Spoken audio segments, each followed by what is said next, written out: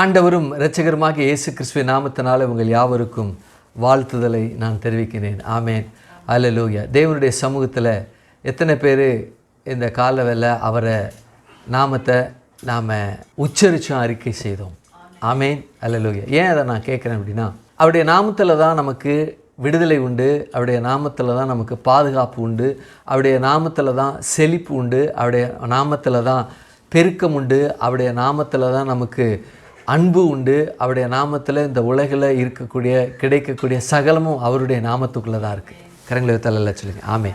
அப்படிப்பட்ட நிலையில் தான் நாம் இருக்கிறோம். இன்றைக்கு ஒருவேளை உங்களை பார்த்து நான் பேசுகிறேன், 1 கிலோ தங்கம் வாங்க போகிறீங்க அப்படின்னு நம்ம வச்சுக்கிட்டோம்னா, அவர் நாமத்துக்குள்ளே தான் அந்த தங்கம் ஏற்கனவே சவதரித்து நமக்கு இந்த நாளில் பெரும்படி கொடுக்கப்பட்டிருக்கு. கரங்களை தலை சொல்லுங்க. நீங்கள் அப்படிப்பட்ட நிலையில் இன்றைக்கே நீங்கள் மாறணும் அல்லது வாங்கணும் என்று நான் உங்களை அறிக்கை செய்கிறேன், தீர்மானிக்கிற அப்படிப்பட்ட நிலையில் தான் நீங்கள் இருக்கிறீங்க என்று அறிக்கை செய்கிறேன்.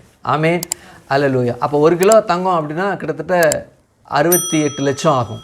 68 லட்சம். அந்த காரியத்தை நம்ம வாங்குவதற்கு தேவன் என்ன செய்து விட்டார்? ஏற்கனவே அவருடைய நாமத்துக்குள்ளே அது இருக்குது. அல்லேலூயா. அவருடைய நாமத்தில் எல்லாம் இருக்குது. ஆனால் ஒரு மேலான காரியம் அவருடைய நாமத்தில் என்ன இருக்குன்னா, பாவ மன்னிப்பு இருக்குது. அதுதான் ரொம்ப அற்புதமான ஒரு செயல்.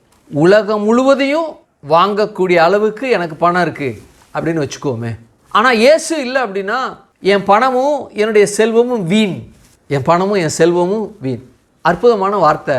உலகம் முழுவதும் ஆதாயப்படுத்தி தன் ஜீவனை நஷ்டப்படுத்தினா அவனுக்கு லாபம் என்ன அப்படின்னு இருக்கு. உலகம் முழுவதும் ஆதாயப்படுத்தினா, உலகத்தே நீ வாங்கிட்ட அப்படின்னா இருக்கக்கூடிய சகல கான்டினென்ட்டும், சகல கண்டங்களையும், சகல தீவுகளையும், சகல தேசத்தின் நிலப்பரப்பையும், அதில் உள்ள பொருட்களையும் நம்ம வாங்கிட்டோம். இனி வாங்குவதற்கு ஒரு சிறு மணல் துகள் கூட இல்லை, எல்லாத்தையும் வாங்கிட்டேன், சமுத்திரம் முதற்கொண்டு நான் வாங்கிட்டேன் அப்படின்னு அப்பாடா அப்படின்ட்டு இப்படி இருக்கிறோன்னு வச்சுக்கோமே. நான் இயேசு அவருடைய இரத்தத்தினால கழுவப்படலாம், எனக்கு வீண்.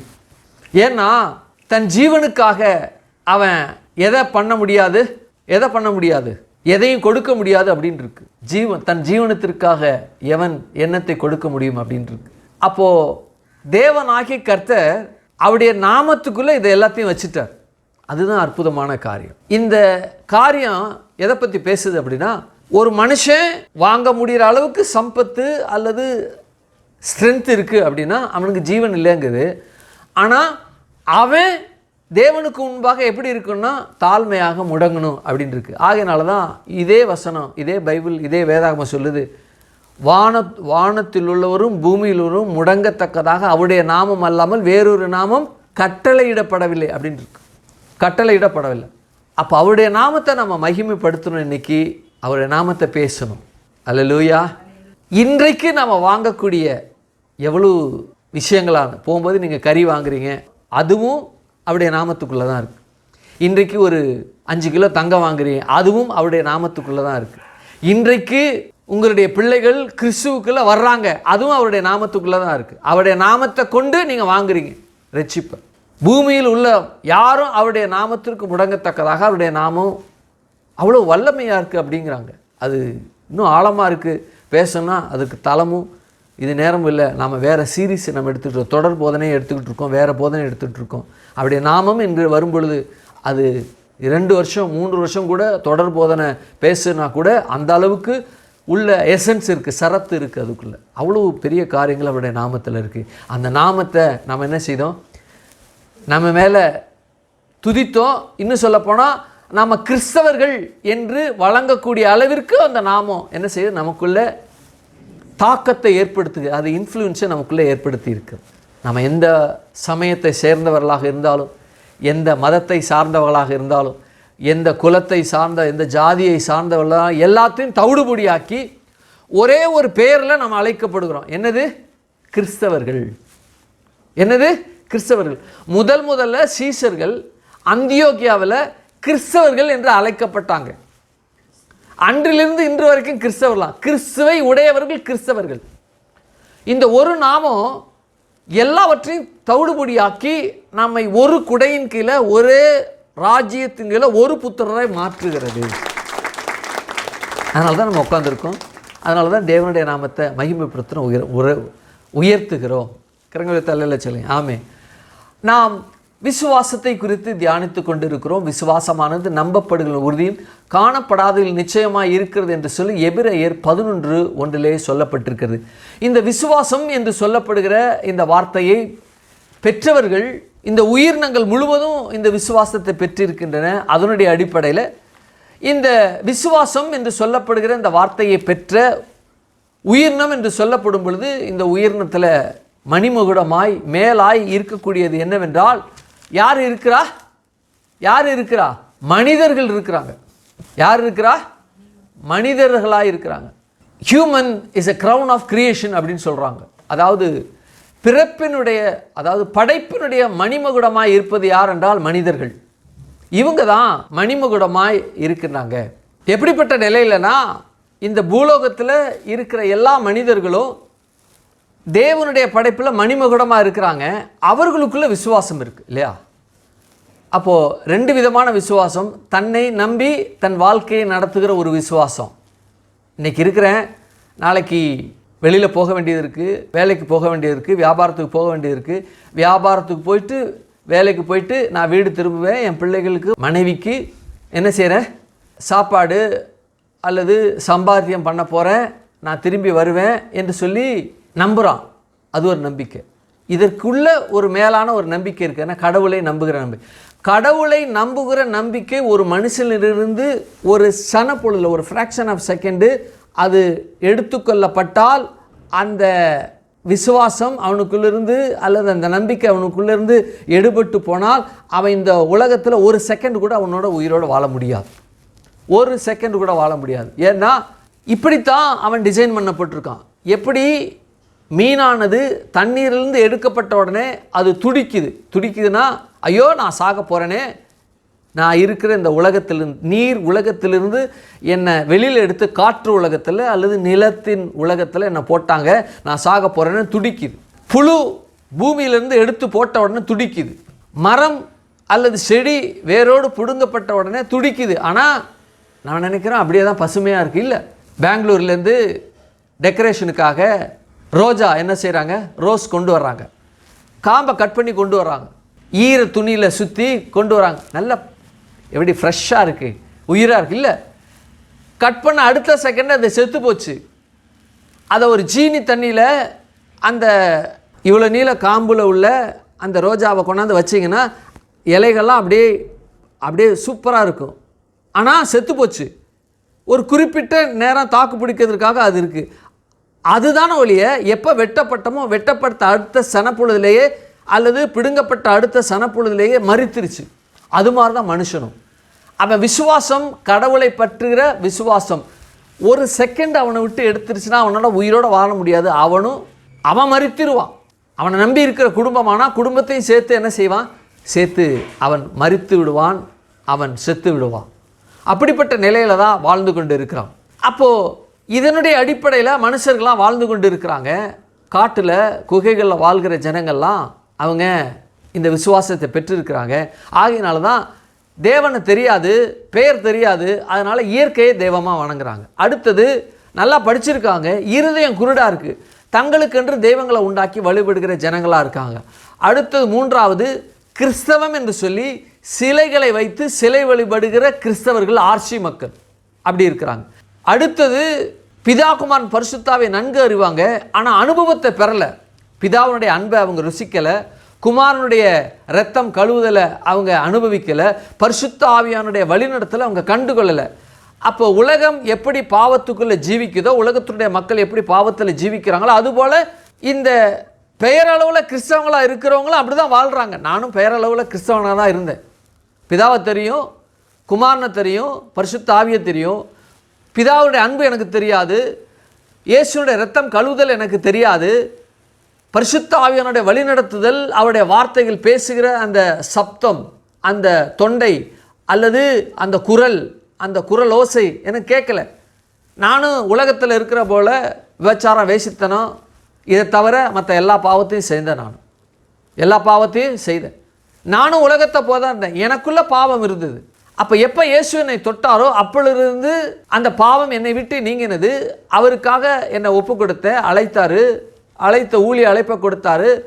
அழைப்பை பெற்று நான் வேதாகம கல்லூரியில் படித்து ஆண்டவருக்கென்று ஊழியம் செய்ய வேதாகம கல்லூரி போவதற்கு முன்பாக ஒப்பு கொடுத்தேன். வேதாகம கல்லூரி முடிச்சுட்டு ஊழியம் செய்து கொண்டு இருக்கிறேன். கரங்களை தலையில் சொல்லுங்க. ஆமே. அப்போ இது என்னோட நிலைமை. இன்னொருத்தங்க இருக்கிறாங்க, அவங்க யார் அப்படின்னா யூதர்கள். அவங்களும் ரட்சிக்கப்பட இடத்துல தாங்க இருக்கிறாங்க. யூதர்கள் ஆண்டவராகிய இயேசு கிறிஸ்து வந்த அதே ஜனத்தார் தான், அதே ஜாதிகள் தான், அதே தேசத்தார் தான். ஆனால் அவங்களும் ரட்சிக்கப்படணும். யூதர்களும் ரட்சிக்கப்பட வேண்டிய நிலையில் தான் இருக்கிறாங்க. அப்போது நாமெல்லாம் எப்படி இருக்கிறோம் அப்படின்னா, இயேசுனுடைய இரத்தத்தினால் கழுவப்பட்டு பரிசுத்த ஆவியானால் வழிநடத்தப்பட்டு தேவனுடைய அன்பு நம்ம மேலே ஊற்றப்பட்டபடினால நாம் எப்படி இருக்கிறோம்? இந்த பூமியில் எப்படி இருக்கிறோம்? உன்னதமான, உயரமான, மேலான, ஒப்பற்ற நிலையில் நாம் என்ன செய்து கொண்டிருக்கிறோம்? இந்த பூமியில் வாழ்ந்து கொண்டு இருக்கிறோம். அப்போது இப்படிப்பட்ட நிலையில் தான் விசுவாசம், அல்லது இப்படிப்பட்ட நிலையில் தான் தேவனை அறிகிற, தேவனை பற்றுகிற, அல்லது தேவனை நாடுகிற அந்த தேவ அன்புக்குள்ளே என்ன செய்ய கொண்டிருக்கிறோம்? பயணித்து கொண்டு இருக்கிறோம். அப்போ ஆண்டவராகிய இயேசு கிறிஸ்து 2025 ஆண்டுகளுக்கு முன்பாக இந்த பூமியில் இருந்த பொழுது அவர் ஒரு குறிப்பிட்ட ஜனம் அதுக்குள்ளே அவர் வந்தார் இல்லையா? யூதர் என்ற ஜனத்துக்குள்ளே அவர் வந்தார். யூதர்கள் ஒட்டுமொத்த பேரும் வெறுத்தாங்க. ஆனால் ஒரு சில பேர் அவரை ஏற்றுக்கொண்டாங்க. அதில் பரிசேயர் இருந்தாங்க, வேதபாரர் இருந்தாங்க, ஆசாரியர்கள் இருந்தாங்க. இன்னும் அந்த கோத்திரத்தில் சில ஜனங்கள், குறிப்பிட்டு பெயர் சொல்ல அளவுக்கு இருக்கக்கூடிய ஜனங்கள் மாத்திரம் அவரை ஏற்றுக்கொண்டார்கள், நம்பினார்கள். அதனுடைய அடிப்படையில் நிக்கதேமு என்ற மனுஷன் இருந்தான். அந்த மனுஷன் அப்படியே வந்தான். மனுஷன் வந்த பிறகு, நான் இப்படியே விட்டுட்டு போனேன்னா அவன் ரட்சிக்கப்படணும், என்னுடைய இரத்தத்தினால் கழுவப்படணும், என்னை குறித்து அவன் பேசிகிட்டு இருக்கான். கண் தெரியாத நிலையில், கண் மறைக்கப்பட்ட நிலையில், கண் இருள் அடைந்த நிலையில் என்னை பற்றியே பேசிக்கிட்டு தான், என்னை பற்றியே போதிக்கிறான், ஆனால் தெரியல. ஆகினால அவனுக்கு தெரிய வைக்கணும் அப்படின்ட்டு இயேசு சொன்னார், நீ மறுபடியும் பிறக்கணும்ப்பா அப்படின்னார். நான் எப்படி மறுபடியும் பிறக்க முடியும்? என் தாயின் வயிற்றில் போய் பிறக்க முடியுமா? நான் வயதாயிட்டேனே அப்படிங்கும்பொழுது ஆண்டவர் சொல்கிறாரு, நீ போதகனாக இருக்க. அவன் போதகனா யார் இருக்க முடியும்? பரிசேயன் தான் போதகனாக இருக்க முடியும். சினகாகில், அதாவது ஜெப ஆலயங்களில் சிறுவரிலிருந்து 6லிருந்து 18 வயசுக்குள்ளே தோராவை ஃபிங்கர் டிப்பில் அவங்க இருக்கக்கூடிய அளவிற்கு அவங்களுக்கு கற்றுக் கொடுக்கணும். அதுதான் பரிசேயன். அவன் ஒரு பரிசேயன். யார்? போதகர்கள் தான் பரிசேயர், பரிசேயர் தான் போதகர்கள். அப்போ அப்படிப்பட்ட நிலையில தான் என்ன இருந்தாங்கன்னாக்கா அவங்க இருக்கிறாங்க. ஆண்டவராகிய இயேசு கிறிஸ்து சொன்ன உடனே, நீ மோசேயின் ஆகமத்தை நீ படிக்கலையா? இஸ்ரவேல் ஜனங்கள் வனாந்தரத்தில் முறுமுறுத்து கொண்டு இருந்த பொழுது இந்த சர்ப்பமானது அவங்களை தீண்டினது. எல்லாம் மடிந்து கொண்டு இருந்தாங்க. மோசே என்னை நோக்கி கூப்பிட்டான். நான் சொன்னேன், வெண்கல சர்ப்பத்தை உண்டாக்கி ஒரு கோலின் மேலே உயர்த்து, கடிபட்டான் எவன்லாம் கடிபட்டானோ அவன்லாம் வந்து பார்த்து பிழைச்சு கொள்ளட்டும் அப்படின்னார். அதுலேயும் வேத வல்லுநர்லாம் சொல்கிறாங்க, இவர் சொல்லி என்ன, அதை பார்த்தா நான் பிழைச்சிக்குவேனா அப்படின்னு சொல்லிட்டு பார்க்காம இருந்து செத்தவனும் அதுக்குள்ளே இருந்தாங்க அப்படின்னு வேத வல்லுநர் சொல்கிறாங்க. அப்போ கடிபட்டவன்லாம் என்ன செய்தாங்க? பார்த்தாங்க, பிழைத்து கொண்டார்கள். நீ அப்படி பார்க்கணும் அப்படிங்கிறார். அப்படின்னா சட்டத்திட்டங்கள், நியமனங்கள், கோட்பாடுகள், 10 கட்டளைகள், பிரமாணங்கள், வழிமுறைகள், பண்டிகைகள் எல்லாம் என்னை பற்றி தான் பேசுது. ஆனால் நீங்கள் எப்படிப்பட்ட நிலையில் இருக்கிறீங்க அப்படின்னா, இந்த பூமியில் அவைகளெல்லாம் ஏதோ ஒரு சடங்காச்சாரமாக நினைத்து கொண்டு அவைகளெல்லாம் பொய்த்து போனது. பழையவைகள்லாம் பொய்த்து போயிடுச்சு, பழையவைகள்லாம் அது செயல் இழந்துருச்சு. ஆகவே ஒரு புது உடன்படிக்கை ஆகிய இரத்தமாகிய நான் பலியிடப்பட போகிற கல்வாரி சிலுவையில் என்ன நோக்கி பார்க்கணும். எப்படி பார்க்கணும்? எல்லாம் பண்ணி பார்த்துட்டே ஒன்றும் சரிவில்லை, எல்லாம் நீங்கள் தான்னு சொல்லி கை காமிச்சு விடுகிற ஒரு மயில் கல் போல் இருக்குது. ஆகவே நீங்கள் உங்களுடைய இரத்தத்தினால என்னை கழுவுங்க அப்படின்னு பார்க்கணும் என்று சொல்லும் பொழுது தான் ஆண்டவராகிய இயேசு கிறிஸ்து அற்புதமான ஒரு வார்த்தையை பேசினார். அது என்னவென்றால் யோவான் 3:16, தேவன் தம்முடைய ஒரே பேரான குமாரனை விசுவாசிக்கிறவன் எவனோ அவன் கெட்டு போகாமல் நித்திய ஜீவனை அடையும்படிக்கு இயேசுவை தந்தருளி உளவாய் உலகத்தில் அன்பு கூர்ந்தார். அன்பு கூர்ந்தார் என்ற விஷயத்தை நாம் பார்த்து கொண்டு இருக்கிறோம். எப்போ அன்பு கூர்ந்தார்? கல்வாரி சிலுவையில் அன்பு கூர்ந்தாரா? இல்லை, உலக தோற்றத்துக்கு முன்பாகவே தேவன் அன்பு கூர்ந்தார். அந்த அன்பு கூறுதலை நாம் என்ன செய்தோம்? அனுபவித்தோம் இல்லையா? நாம் என்ன செய்தோம்? அனுபவித்தோம். அப்போது இந்த அன்பு கூறுதலை எல்லாரும் அனுபவித்தாங்க. யார் அனுபவித்தா? ஆதாம் ஏவாள் அனுபவித்தாங்கங்க. நான் சொல்கிறேன், ஆதாம் ஏவாள் பரிபூர்ண அன்பை, தேவனுடைய அந்த அகாப்பை அன்பை அனுபவித்தாங்க. தேவதூதர்கள் பாவம் செய்தாங்க. ஆதாம் ஏவாளும் பாவம் செய்தாங்க. தேவதூதர்கள் தங்க உள்ளத்தில் பாவம் செய்வதற்காக நினைச்சாங்க, அப்பவே தள்ளிட்டார். ஆனால் இவனுங்க நினைக்கிறது மாத்திரமல்ல, அதை உள்வாங்கி கொண்டு அசை போட்டு அதை என்ன செய்தாங்க, உள்ளுக்குள்ளேயே அப்படியே வச்சு கொண்டு இருந்துட்டு என்ன செய்தாங்க, கிரியின் மூலமாக தேவனுக்கு விரோதமாக எதிர்த்து நின்னாங்க. நினைத்திருக்கும் பொழுது தள்ளப்பட்டவர்களுக்கும் நினைத்து அதை அசை போட்டு செயல்படுத்தும்படி கிரியை நடப்பித்து பாவம் செய்தது என்பது அதிக அதற்கு தன்மை பலன் அதுக்கு இருந்தது. என்றாலும் உலக தோற்றத்துக்கு முன்பாகவே மனிதர்களை அன்பு கூர்ந்தார் என்ற வார்த்தையானது அவருக்காக, நமக்காக, யார் அவருக்காகனா ஆதாம் ஏவலுக்காக, நமக்காக அது பேசப்பட்டபடினால இவர்கள் கிரியின் மூலமாக அவர்கள் பாவம் செய்தாலும் தேவன் அவர்களை மன்னித்தார். பரிபூர்ண அன்பு மன்னித்தது, அதை தான் சொல்லணும். அவர் மன்னித்தார் என்பதை காட்டிலும் அப்படி தான் சொல்லணும். அவர் மன்னித்தார் என்பதும் அன்பு, பரிபூர்ண அன்பு மன்னித்தது என்பது சொன்னாலும் ரெண்டும் ஒன்று தான். அன்புக்கு ஒரு உருவம் கொடுக்கணும்னா பிதா குமாரன் பரிசுத்த ஆவி தான் உருவம். பிதாவுக்கு உருவம் இல்லை, அதனால் பிதாவின் வடிவாய் இருக்கின்ற குமாரன் வடிவம், அன்புக்கு வடிவம். பரிசுத்த ஆவியானவருக்கு வடிவம் கிடையாது. ஆகவே பரிசுத்த ஆவியானவருக்கு வடிவம், இன்னொரு வடிவமாக இருப்பது இயேசு கிறிஸ்து. ஆகவே அன்பிற்கு பிதா பரிசுத்த ஆவியானவர் வரும்போது இவர்கள் இரண்டு பேரையும் பிரதிபலிப்பது இயேசு. அப்படின்னா இயேசு தான் அன்புக்கு ஒரு அடையாளமாக என்ன செய்கிறார், சித்தரிக்கப்படுகிறார். கரங்களை எல்லாம் சொல்லுங்க ஆமே, அல்லேலூயா. அப்போ அன்பிற்கு ஒரு வடிவம் கொடுக்கணும் அப்படின்னா இயேசு தான் வடிவம். அப்போ இயேசுவை காணாது அவங்க இருந்த பொழுது வடிவம் இல்லாத இருக்கக்கூடிய அந்த அன்பானது அவர்களுக்குள்ள பயணித்தது. அப்படிதான் நான் பேசுகிறேன், அப்படிதான் நம்ம பேசணும். அப்படியே நானும் பேசுகிறேன். இது வேத வல்லுநர் பேசுகிறாங்களோ இல்லையோ, நான் பேசுகிறேன். அன்பிற்கு வடிவம் கொடுக்கணும்னா இயேசு தான். அப்படின்னா இயேசு வருவதற்கு முன்பாக அன்பு இருந்தது, பரிபூர்ண அன்பு பயணித்தது. அப்போ பயணித்தது என்றால் முன்வர போகிற இயேசுவை இந்த பரிபூர்ண அன்பானது பிரதிபலித்தது. அப்படிதான் நான் பேச முடியும். அப்போ அன்புக்கு வடிவம் இயேசு. அந்த இயேசு முன்பாகவே, இயேசு வருவதற்கு முன்பாகவே மனிதர் குலத்துக்குள்ளே இருந்து மனிதனுக்குள்ள அது பிரதிபலித்தது. இயேசுவே பிரதிபலித்தார் அன்பின் ரீதியில் என்று நான் உங்களுக்கு பேசுகிறேன். கரங்களை எல்லாம் சொல்லுங்க ஆமே. ஆகையினால தான் ஆதாம் ஏவாள் பாவம் செய்தாங்க, பரிபூர்ண அன்பு பயணித்தது. காயின் ஆபேல் அவன் என்ன செஞ்சாலும் நம்ம தியானித்தோம், அவனுக்குள்ளே பயணித்தது. அதுக்கப்புறம் அந்த முதல் அழிவு உண்டாவதற்கு முன்பாக ஜனங்கள் பெருத்தாங்க. தேவனாகிய கர்த்தர் இயேசு பரிசுத்த ஆவியான இந்த முப்பெரும் தேவன் உலகத்தில் இருக்க எல்லா மனுஷனையும் அழிக்கணும் அப்படிதான் நினைச்சார். உலகத்தில் இருக்கக்கூடிய எல்லா மனுஷனையும் அழிக்கணும் அப்படிதான் அவர் நினைச்சார். ஆனால் அவர் பொய்யுரையாத தேவன், பொய்யின் தேவன் அல்ல. ஆகவே அவர் ஒரு வார்த்தையை பேசினார். யாருக்கு பேசினார்? ஆதாம் ஏவாளுக்கு பேசினார். உனக்கும் ஸ்ரீக்கும் உன் வித்துக்கும் அவளுத்துக்கும் பகையை உண்டாக்குவேன் அப்படின்னார். அந்த வார்த்தை வேணும், அந்த வார்த்தை பயணிக்கணும் அப்படின்னா ஆதாமுடைய வித்து உள்ள ஒரு மனுஷன் தேவைங்க. ஆகையினால நோவா அப்படிங்கிற ஒரு பயலை தேவன் தேர்ந்தெடுத்தார்.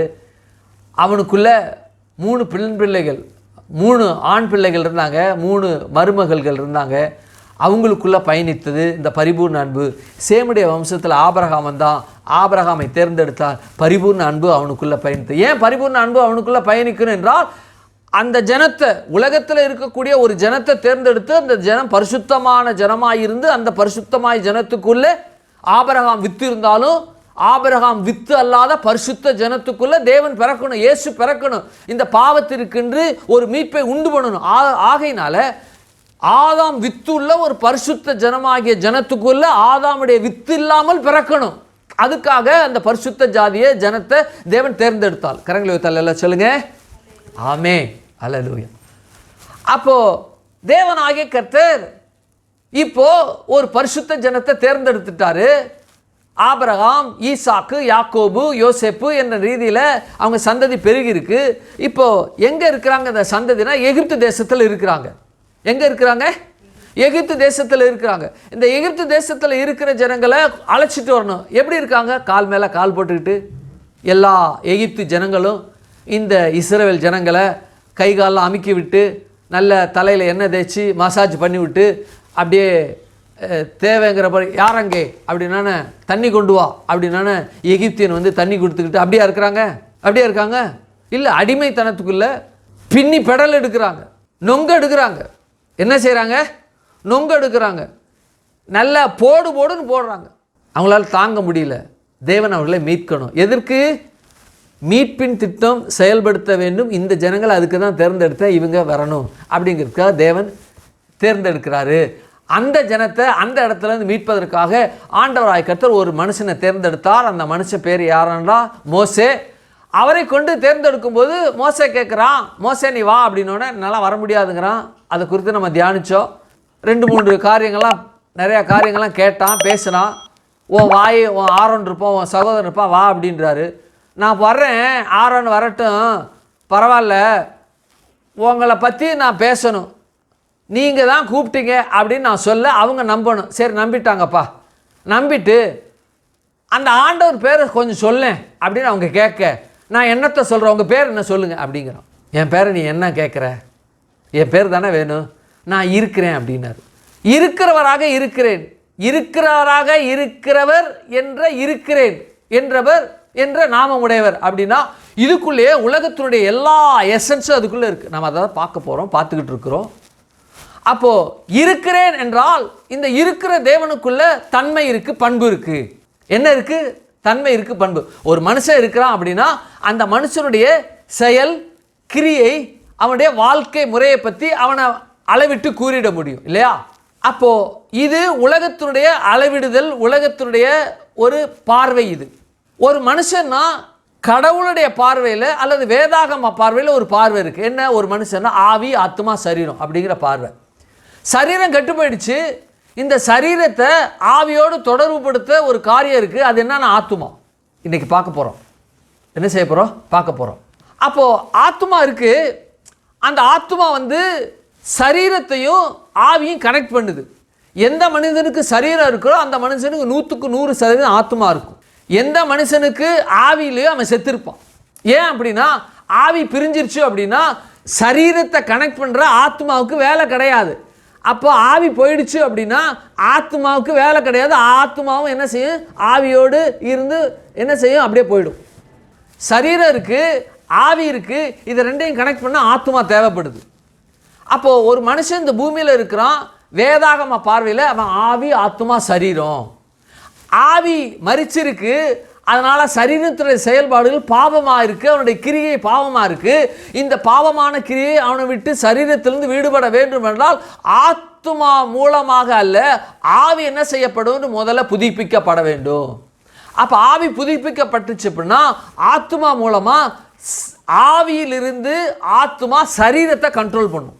ஆவி சரீரத்தை கண்ட்ரோல் பண்ணுனா ஆத்மா மூலமாக தான் ஆவியானது கண்ட்ரோல் பண்ணும். வழியா ஆவி டைரக்டாக ஆத்மாவை மன்னிக்கும், இந்த சரீரத்தை கண்ட்ரோல் பண்ண முடியாது. இதுதான் ஒரு பார்வை. அப்போ கடவுளுக்கென்று ஒரு மனிதனுடைய இருக்குதல்ல, மனிதனுடைய எக்ஸிஸ்டன்ஸு இப்படி தான் இருக்குது. அப்போ தேவனுக்கும் ஒரு எக்ஸிஸ்டன்ஸ் இருக்குது இல்லையா? அவர் 3 நிலைகளில் இருக்கிறார். எப்படி மனிதன் ஆவி, ஆத்மா, சரீரம் என்று இருக்கிறானோ அதுபோல தேவனும் பிதா, குமாரன், பரிசுத்தாவி என்ற முப்பரிமாணத்தில் தான் தேவன் இருக்கிறார். என்ன பாருங்க, முப்பரிமாணத்தில் தான் என்ன செய்கிறார்? தேவன் இருக்கிறார். பிதாவை குறித்து நம்ம தியானித்தோம் இல்லையா? திருத்துவ தேவன் என்று சொல்லி பிதாவை குறித்து தியானித்தோம். குமாரனை குறித்து தியானித்தோம். அவர் ஆவியின் ரூபத்தில் பிதாவாகிய தேவன் ஆவியின் நிலையில் இருந்து இப்போ மாமிச ரூபத்தில் இந்த பூமிக்கு வந்தார் நம்மை மீட்பதற்காக என்று சொல்லி பார்த்தோம். அது உள்ள ஆழமாக பார்த்தோம். பரிசுத்த ஆவியை குறித்து பார்க்கிறோம், பரிசுத்த ஆவியை குறித்து பார்த்து கொண்டு இருக்கிறோம். ஆனால் பரிசுத்த ஆவி என்று சொல்லப்படும் பொழுது அவர் ஆள் தத்துவமுள்ள ஒரு நபர் என்று வேதம் சொல்லுகிறது. அவர் என்றும் பரிசுத்த ஆவியானவர் என்றும் அவர் என்றும் பேசப்பட்டிருக்கு. அப்போ பேசப்பட்ட இவைகளை ஆவியானவை குறித்து பார்க்கணும்னா ஆவியை பற்றி பார்க்கணும், மனிதனுடைய நம்பிக்கையை பற்றி பார்க்கணும். மனிதன் இந்த ஆவியை பற்றிய ஒரு நிலைப்பாடு, ஒரு ஆவியை பற்றி இருக்கக்கூடிய ஒரு தன்மையை இவன் எப்படி புரிஞ்சு வச்சிருக்கிறான் என்ற காரியத்தை பார்த்தாதான் அவரை குறித்து பார்ப்பது இன்னும் அதிக நிச்சயமாக அல்லது ஆழமாக இருக்கு என்று சொல்லி நம்ம என்ன செய்தோம்? கடந்த வாரத்தில் பார்த்தோம். சரி, இப்போ தேவனாகிய கர்த்தர் இந்த பூமியில் ஆவி நிலையிலிருந்து மாமிச நிலைக்கு வந்து ஒரு தேவனாக இந்த பூமியில் ஆவியை பற்றி அவர் என்ன பேசுகிறார்? நாம் கடந்த இந்த ஆராதனையில் ஒரு சில காரியங்களை தியானம் பண்ணோம் இல்லையா? ஆவி என்றால் காமனா உலகத்தில் யார் எப்படி எப்படி நம்புகிறாங்க, எந்த மார்க்கத்தினர் எப்படிப்பட்ட நிலையில் அவங்க நம்பிக்கை இருக்குது என்று சொல்லி என்ன செய்த பார்த்தோம், உள்ள போல என்று பார்த்தோம். அப்போ ஆவி என்றால் ஒரு நல்ல ஆவி இருக்குது, இன்னொன்று அசுத்த ஆவி இருக்குது. அசுத்த ஆவியை பார்த்தா தான் நல்ல ஆவி என்று என்னன்னு நமக்கு தெரிய வரும். அப்போ அசுத்த ஆவியை குறித்து பார்த்தோம் இல்லையா? ஆண்டவராகிய இயேசு கிறிஸ்து இந்த சீசர்களை என்ன செய்தார் அப்படின்னா, இந்த பூமியில் இருக்கும் பொழுது நீங்கள் படகுல ஏறி போங்க அப்படின்னு சொல்லிட்டு தன் ஜனத்தை அல்லது தன்னை நம்பி வந்த சீசர்களை படகுல ஏறி போக சொல்கிறாரு. நடு சாமத்தில் அவர் கடலின் மேலே நடந்து வர்றார்.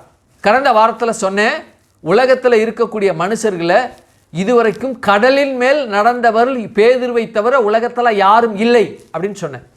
பேதுரு நடந்தான் இல்லையா? இஸ்ரவேல் ஜனங்கள் தண்ணிக்கு கீழே நடந்தாங்க.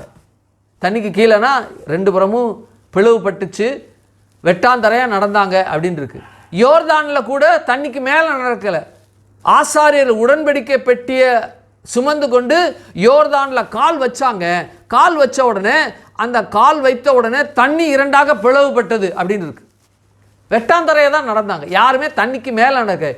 இயேசு தேவன் என்கிற அவரை தவிர, மனிதன் என்கிற ரீதியில் பேதுருவை தவிர உலகத்தில் வேற யாரும் நடக்கவில்லை தண்ணீருக்கு மேல் என்பது வேதத்தில் எழுதப்பட்ட ஒரு வரலாற்று சம்பவம். ஒருவேளை நீங்கள் நடக்கணும்னா தேவன் அப்படிப்பட்ட பலத்தை உங்களுக்குள்ளே வச்சிருக்கிறார் என்றால், மன்னிக்கவும் வச்சிருக்கிறார் என்று சொல்வதை காட்டிலும் வைத்திருக்கிறார், நீங்கள் நடப்பீங்க என்று நான் அறிக்கை செய்கிற தீர்மானிக்க நடங்க, தப்பு கிடையாது. பேதுருவே நடந்தான், நீங்கள் நடக்கிறதுக்கு என்ன? தயவு செய்து நடக்கும்படி, அப்படிப்பட்ட கிரியை உங்களிலிருந்து வெளிப்படும்படி நான் உங்களை ஆசீர்வதிக்கிறேன், உங்களை வாழ்த்துகிறேன். கரங்களை தள்ள சொல்லுங்கள். ஆமே, அல்லேலூயா. நடங்க, கர்த்தருடைய நாமம் மகிமைப்படட்டும். ஆமே. அப்போ அவர் இயேசு நடக்கும்போது ஆவேசம். நான் பயப்படாதீங்க, ஏன் பயப்படுங்க, நான் தான் அப்படின்னு சொல்லிட்டு நான் தான் சொன்ன உடனே எந்த ஆவியும், அதாவது அசுத்த ஆவியை சொல்கிறேன், எந்த ஆவியும் பயப்படாதீர்கள் என்று சொல்லாது. ஏன்னா அசுத்த ஆவி என்ன செய்யணும், ஒருவனை பயமுறுத்தினாதான் அவனை தனக்கு கீழே வைத்துக்கொள்ள முடியும் என்று அவனுக்கு நல்லா தெரியும். பாவம் என்கிற ஒரு அசுத்தமான ஒரு காரியத்தை அவனுக்குள்ள வச்சு அதில் அவன் பயந்தாதான் அதுக்கு அவன் அடிமையாக இருக்க முடியும். யாருக்கு? பிசாசுக்கு அடிமையாக இருக்கும். முதல்ல உணரப்பட்ட ஒரு உணர்வு, பாவத்திற்கு அப்புறம் உணரப்பட்ட ஒரு உணர்வு என்னவென்றால் பயம் என்கிற ஒரு உணர்வு. பாவம் பிரவேசிப்பதற்கு முன்பாக அவங்க என்ன உணர்ந்தாங்க என்று வேதம் குறிப்பிடலை. ஆனால் பாவம் உள்ளே பிரவேசித்த பிறகு மனிதனுடைய உணர்ச்சியில் ஒரு வித்தியாசமான ஒரு உணர்வு, ஒரு பயங்கரமான ஒரு உணர்வு அவங்களுக்குள்ள உண்டானது. அது என்னவென்றால் பயம் என்கிற உணர்வு. ஆகையினால தான் பிசாசுகள்லாம் ஒரு மனுஷனை அவனுக்குள்ள இருக்குமானால் அல்லது பிசாசினால் பீடிக்கப்பட்டிருப்பானால் அந்த பிசாசு பீடிக்கப்பட்ட அந்த மனுஷன் எல்லாத்துக்கும் பயப்படுவான். ஏன் எல்லாத்துக்கும் பயப்படுவாங்கிறது ஒரு பெரிய ஒரு டாப்பிக்கு. அது நான் சொல்ல விரும்பலை, ஏன்னா நேரம் அதுக்கு இல்லை. பிசாசு பிடிச்சிருக்கிற மனுஷன் ஏன் எல்லாத்துக்கும் பயப்படுறான்? சரி, ஒரு சின்ன பிரீஃப் கொடுத்துறேன். முதல்ல பிசாசு பிடிச்ச மனுஷன் ஏன் அந்த மனுஷனுக்குள்ளே போய் பயப்படுகிறான் என்றால், இந்த ஆலயமானது தேவனுடைய ஆலயமாக இருக்குது, ஆனால் இது சீர்பட்டு இருக்குது, சீர்குலைஞ்சு இருக்குது. ஆகையினால சீர்குலைந்த அந்த தேவனுடைய ஆலயத்துக்குள்ளே நான் தங்கி இருக்கிறமே என்கிற முதல் பயம் பிசாசுக்கு வரும். ரெண்டாவது, தேவன் தங்கி இருக்கிற கூடிய இந்த ஆலயம் சீர்கட்டு இருக்கு, சீர்கட்டு இந்த ஆலயத்தை சீர்படுத்த தேவன் வந்து விடுவாரே என்று சொல்லக்கூடிய ரெண்டாவது பயம். சீர்கெட்ட இந்த ஆலயத்தை சீர்படுத்தப்பட்ட இன்னொரு ஊழியக்காரனாகி அல்லது இன்னொரு தேவப்பிள்ளை வந்துச்சுன்னா இந்த சீர்கெட்ட இந்த சரீரத்திலிருந்து என்னை விரட்டிடுவானேங்கிற இன்னொரு பயம் அதுக்கு இருக்கும். ஆகையினால தான் பயப்படும். பயம் என்கிற காரியம் எந்த மனுஷனுக்குள்ளே இருக்கிறதோ அவனுக்குள்ள பாவம் இருக்கும். பயம் என்கிற காரியம் எந்த மனுஷனுக்குள்ளே இருக்கோ அந்த மனுஷன் பயப்படுவான். எந்த மனுஷன் பிசாசுடைய ஆவியினால் பீடிக்கப்பட்டு இருக்கிறோன்னு அவன் 100% பயந்து தாங்க ஆவான். இதுதான் பயப்படும். தேவன் வந்தார், பிசாசு ஒரு மனுஷனுக்குள்ள போகும்பொழுது, மகனே பயப்படாத, மனுஷா பயப்படாத, நான் உன் உள்ளத்தில் வரப்போகிறேன், உன் சரீரத்துக்குள்ளே போக போகிறேன், ஆகவே பயப்படாதன்னு சொல்லாது. அவன் பயந்தாதான் அவனை தான் காலுக்குள்ளே வச்சு அவனுக்குள்ளே அது போக முடியும். ஆகையினால சொல்லாது. இங்கே தேவன் என்ன செய்கிறார் அப்படின்னா, பயப்படாதீர்கள், நான் தான், ஏன் பயப்படுங்க அப்படிங்கிறார் என்று சொல்லி சொல்கிறார். அப்போது இது ஒரு ஆவியினுடைய நிலைமை, இது ஆவியினுடைய நிலைமை. இன்னொரு காரியத்தை இன்றைக்கு ஆழமாக தியானிக்க போகிறோம். வாசிங்க லூக்கா 24ஆம் அதிகாரம் 1ஆம் வசனத்தை வாசிங்க. வாரத்தின் முதலாம் நாள் அதிகாலையிலே தாங்கள் ஆயத்தம் பண்ணின கந்த வர்க்கங்களை அவர்கள் எடுத்துக்கொண்டு வேறு சில ஸ்திரீகளோடு கூட கல்லறையினிடத்தில் வந்தார்கள். வாசிங்க. கல்லறையை அடைத்திருந்த கல் புரட்டி தள்ளப்பட்டிருக்கிறதை கண்டு உள்ளே பிரவேசித்து கர்த்தராகிய இயேசுவின் சரீரத்தை காணாமல் அதை குறித்து மிகுந்த கலக்கம் அடைந்து பிரகாசமுள்ள வஸ்திரம் தரித்த 2 பேர் அவர்கள் அருகே நின்றார்கள். அந்த ஸ்திரீகள் பயப்பட்டு தலை கவிழ்ந்து தரையை நோக்கி நிற்கையில் அந்த 2 பேரும் அவர்களை நோக்கி, உயிரோடு இருக்கிறவரை நீங்கள் மரித்தோரிடத்தில் தேடுகிறது என்ன? அவர் இங்கே இல்லை, அவர் உயிர்த்தெழுந்தார். மனுஷகுமாரன் பாவிகளான மனுஷர் கைகளில் ஒப்புக்கொடுக்கப்படவும் சிலுவையில் அறையப்படவும் 3ஆம் நாளில் எழுந்திருக்கவும் வேண்டும் என்பதற்காக அவர் கலிலேயாவிலிருந்து காலத்தில் உங்களுக்கு சொன்னதை நினைவு கூறுங்கள் என்றார்கள். சரி, இங்க கவனிங்க. யாரு போனா அப்படின்னா, 2 ஸ்திரீகள் என்ன செய்தாங்க, போனாங்க. மரியாளும் மகதலேனா மரியாளும் போனாங்க. அங்கே போன உடனே கல்லறை என்ன செய்யப்பட்டு கிடந்தது, அடைத்திருந்த கல் புரட்டி தள்ளப்பட்டு இருக்கிறத பார்த்தாங்க. புரட்டப்பட்டு தள்ளப்பட்டதை காணாங்க. இப்போது இந்த கல்லறை திறந்திருக்கு. உள்ளே போய் பார்த்தாக்க இயேசுடைய அந்த சரீரம் இல்லை, அந்த இயேசுவை சுற்றின சீலை மாத்திரம் இருக்குது. ஐயோ அப்படின்னு ரொம்ப வேதனையோட 2 ஸ்திரீ நிற்கிறாங்க. தேவதூதர்கள் என்ன செய்கிறாங்கன்னா, இந்த 2 ஸ்திரீயும் பார்த்து, வேதாகமத்தில் எல்லாம் வாசித்தோம் இல்லையா, தீர்க்கதரிசிகள் ஆகமத்தில் இயேசுவை குறித்து சொல்லப்பட்டிருக்கு. அவர் 3ஆம் நாள் உயிர்த்தெழுவார் என்று சொல்லப்படுகிற அந்த வார்த்தையெல்லாம் இருக்கே. ஆகவே என்ன செய்யுங்க, நீங்கள் இயேசு உயிரோடு இருந்துட்டார், ஏன் செத்த இடத்துல வந்து தேடுறீங்க, அவர் இங்கே இல்லை உயிர்த்தெழுந்துட்டாருங்கிறாங்க. இந்த செய்தியை போய் சொல்கிறாங்க. என்ன செய்கிறாங்க, போய் சொல்கிறாங்க. அப்போ பேதுருவும் யார் செய்கிறா, பேதுருவோ எழுந்து கல்லறையின் இடத்திற்கு 24:12 பேதுருவோ எழுந்து கல்லறையின் இடத்திற்கு ஓடி அதற்குள்ளே குனிந்து பார்க்கையில் சீலை தனித்து வைக்கப்பட்டிருக்கிறதை கண்டு சம்பவித்ததை குறித்து தன்னில் ஆச்சரியப்பட்டு போனான். அன்றைய தினமே அவர்கள் 2 பேர் எருசலேமுக்கு 7 அல்லது 8 மைல் தூரம் அளவு எம்மா ஒரு கிராமத்துக்கு போனாங்க. 7லிருந்து 8 மைல் தூரத்துக்கு நடந்தே போனானுங்க. இயேசு 3ஆவது ஆளாக அவங்களோட நடந்து போகிறார். யார்? இயேசுவும் 3ஆவது நபராக அவரோடு 3ஆவதாக நடந்து போகிறார். அப்போ 2 சீசல் நடந்து போகிறாங்க, பேசிட்டு போகிறாங்க. என்ன பேசியிருப்பாங்க, எங்கள் தலை இல்லை, தலை இருந்திருந்தால் நம்ம இப்படி தனியாக 2 பேரும் போவோமா, நம்ம பின்னாடி எவ்வளோ கூட்டமாக இருக்கும், ஒரே ஜன கூட்டமாக இருக்கும், ஒரே சத்தமாக இருக்கும், அருமையாக இருக்கும், எப்படிலாம் இருந்தோம். ஒரு 4 நாளைக்கு 5 நாளைக்கு முன்னாடி எருசலேமுக்கு இயேசு வரும்போது கூட உன்னதமான தேவனுக்கு ஸ்தோத்திரம் என்று சொல்லி ஓலையெல்லாம் வெட்டி போட்டு வஸ்திரத்தெல்லாம் கீழே போட்டு எவ்வளோ ஆர்ப்பரிப்போம், ஒரு கொண்டாட்டத்தோடு இருந்தான். எப்படிலாம் இருந்தார், தலைகீழ மாறிடுச்சு. திரள் கூட்டத்தின் மத்தியில் நடந்து போய்கிட்டு இருந்தோம் இயேசுவோடு. 2 பேர் மாத்திரம் தனியாக விடுதலை, அதாவது ஒரு அனாதையை போல, ஒரு அடிமையை போல பயந்து போக வேண்டிய சூழ்நிலை போய்கிட்டே இருக்கோம். பாருங்க, என்ன ஐயா பேதுரு என்ன அப்படின்னு சொல்லிட்டு ஒருத்தர் பேசிட்டு போகிறாங்க. இயேசுவை பற்றியே பேசிக்கிட்டு இயேசுவோடையே போகிறானுங்க. நீங்கள்லாம் என்ன பேசுகிறீங்க, இயேசு கேட்குறார். யாருமையா நீனு, இங்கே நடந்த சம்பவம்லாம் அவனுக்கு தெரியாதா, அந்நியரை போல் இருக்குது.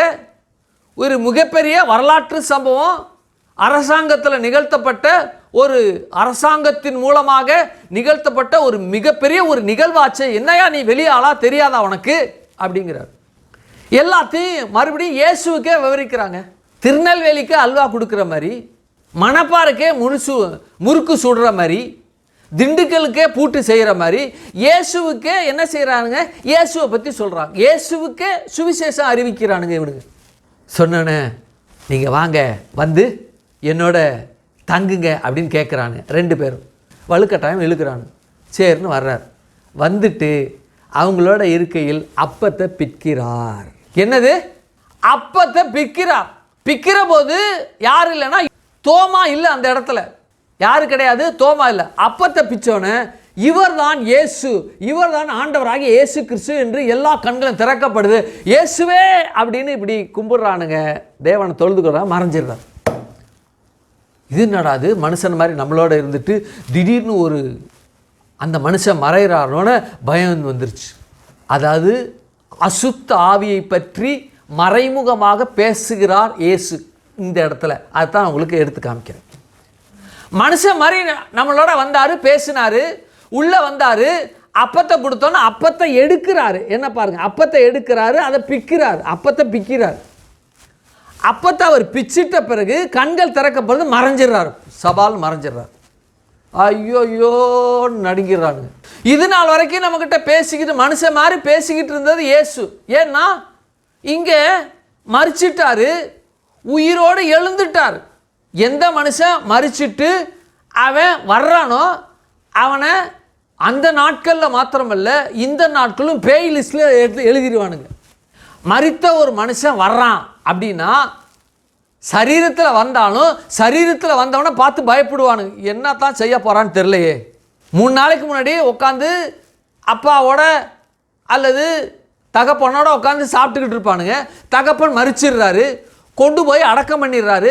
யாரோ ஒரு ஊழியக்காரன் வந்து இயேசு நாமத்தில் எழுந்திரு மகனேன்னு சொல்லி 3ஆவது நாள் 4ஆவது நாள் கல்லறையிலேருந்து புதைக்கப்பட்ட நிலையிலேருந்து எழுப்பி கொண்டு வந்துடுறாரு. நான் போகிறேன், நீ உன் வீட்டுக்கு போகணுன்னு அவர் எழுந்து நடந்து வராருன்னு வச்சுக்கோமே. நம்ம அப்பா வராரு, அப்பா மாதிரி இருக்கிற நம்ம அப்பா வர்றார், நம்ம அப்பா வர்றார் அப்படிங்கும்பொழுது வெட வெட வெட வெடன்னு ஆடும். மனைவிக்கே ஆடும். எப்படா இது, நம்ம புருஷன் தானா இது?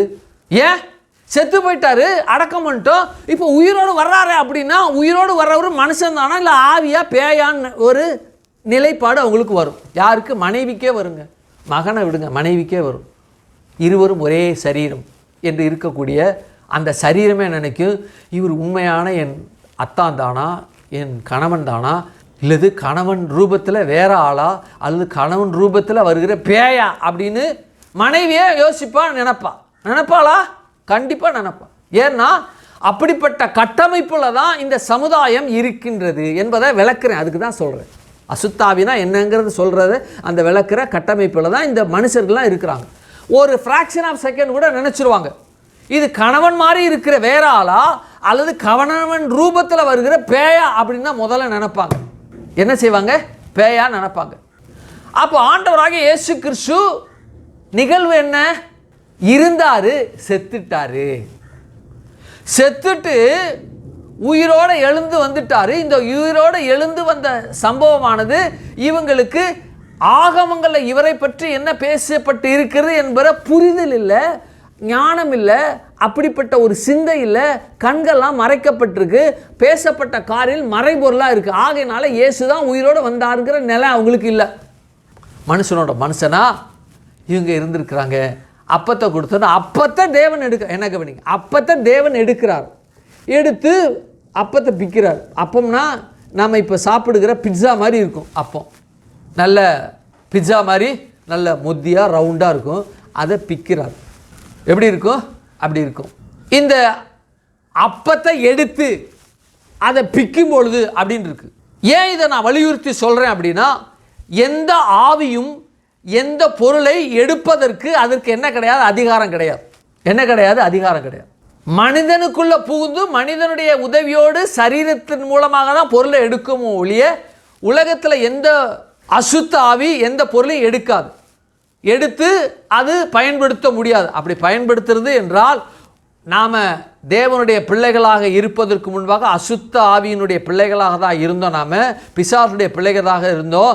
நாம் பிசாசுடைய பிள்ளைகளாக இருந்து தேவன் நம்மை ரட்சிப்பதற்காக நாம் பரிசுத்த ஆவியான வழி நடத்தும் பொழுது பிசாசு ஒரு பொருளை எடுத்து பயன்படுத்தப்பட வேண்டும் என்றால், எப்பொழுது வீட்டில் இருக்கிற கத்தியோ இல்லது நம்ம பக்கத்தில் வீடு கட்டிக்கிட்டு இருக்கிறாங்க அதில் மண்வெட்டியோ கடப்பாறையோ எடுத்து அந்த பொருள் அங்கே இருக்குன்னா கடப்பாறை எடுத்து மண்வெட்டியை எடுத்து நம்மளை போட்டு தள்ளியிருக்கும். பொருளை எடுப்பதற்கு அதற்கு அதிகாரம் இல்லை என்று சொல்லி என்ன செய்கிறேன்? நான் பேசுகிறேன். அப்போது பொருளை எடுக்கிறது அதிகாரம் இல்லை. இவர் என்ன செய்கிறாரு? அப்பத்தை எடுக்கிறார். அதுதான் அங்கே விஷயமே. அசுத்த ஆவிக்கு பொருளை எடுப்பதற்கு, ஒரு பொருளை ஒரு இடத்திலிருந்து இன்னொரு இடத்திற்கு நகற்றுவதற்கு அதிகாரம் இல்லை இல்லை இல்லை என்று வேதம் பேசுகிறது, வேதம் சொல்லுகிறது. உலகத்தில் இருக்கக்கூடிய எல்லா ஜனத்தையும் பிசாசுடைய எண்ணம், அவருடைய நோக்கம், அவருடைய சிந்தை, அவருடைய செயல்பாடு என்னென்றால் தேவ ஜனத்தை மாத்திரமல்ல, அவனுக்கு கீழே இருக்கக்கூடிய அடிமைகளாக இருக்கக்கூடிய பாவிகளையும் அவன் உயிரோடு விட்டு வைப்பது அவனுக்கு ஆபத்து அல்லது அவனுக்கு கெயின் கிடையாது. தேவன் எப்படினாலும் தன்னுடைய இரத்தத்தினால இந்த ஜனத்தை ரட்சித்து விடுவார் என்று அவனுக்கு தெரியும். ஆகையினால தனக்கு அடிமையாக இருக்கக்கூடிய தன் ஜனத்தை கூட விட்டு வைக்க மாட்டான், கொலை செய்திருவான். ஒரு பொருள் எடுத்து அவனால் தானாக தன்னிச்சையாக பிரயோகிக்க முடியும் என்றால் அந்த பொருளை வச்சு உலகத்தில் இருக்க எல்லா மனுஷனையும் தீர்த்து கட்டிடும் ஒரே நாளில். இத்தனை வருஷம் வரணுன்று, இத்தனை வருஷம் பயணிக்கணும். இயேசு மரித்து 2024 ஆண்டுகள் என்று சொல்லப்படுகிற இந்த ஆண்டுகளே தேவையில்லை. இயேசு வருவதற்கு முன்பாகவே எல்லாத்தையும் அழிக்கக்கூடிய தன்மை பொருளை எடுத்து செய்யக்கூடியதாக இருந்தால் அவனுக்கு என்ன செய்ய முடியும்? அழித்திருக்க முடியும்.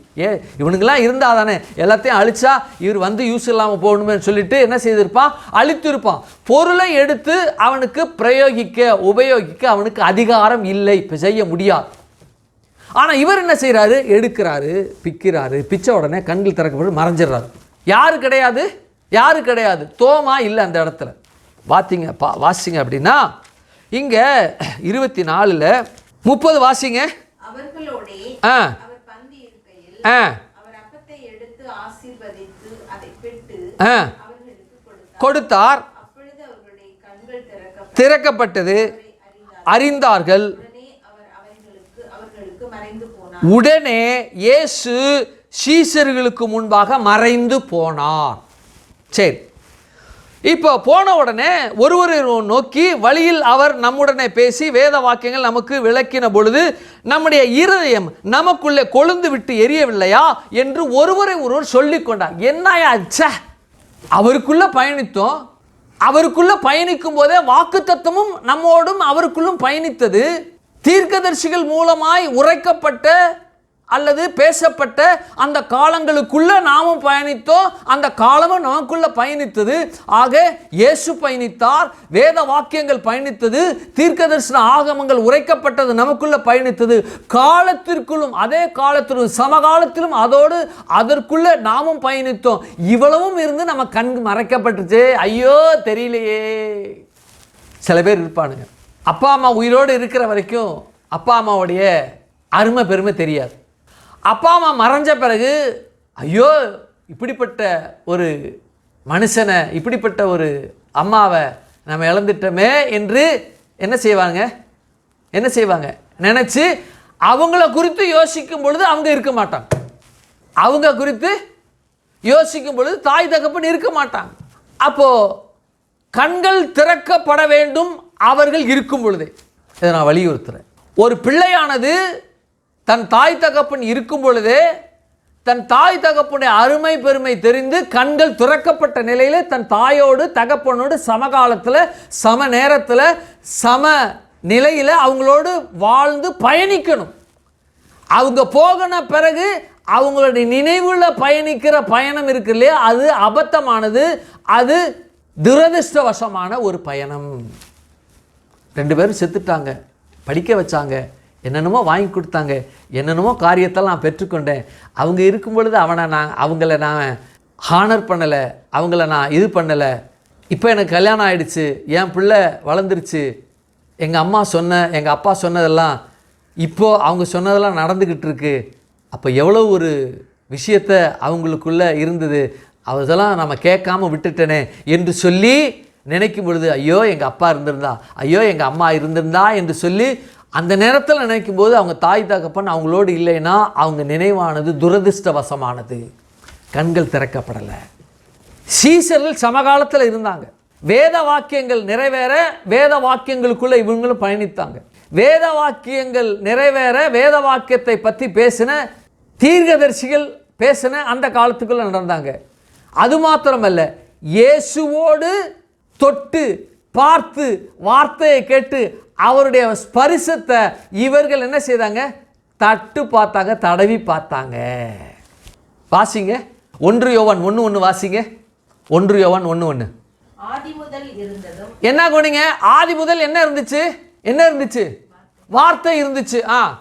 நாங்கள் கேட்டது என்ன கேட்டோம்? வார்த்தைன்னு நாங்க கேட்டோம்.